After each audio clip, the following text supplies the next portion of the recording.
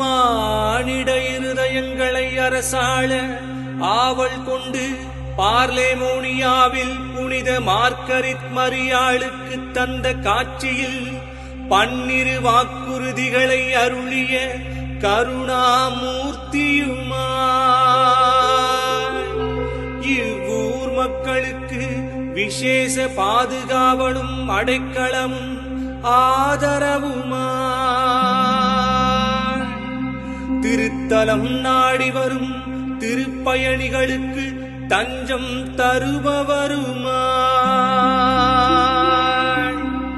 சிற்பலங்கார அற்புத கெபியில்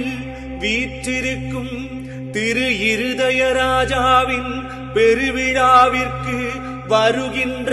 புதன்கிழமை பின்னேரம் கொடியேறும் என அறிவீர்களாக.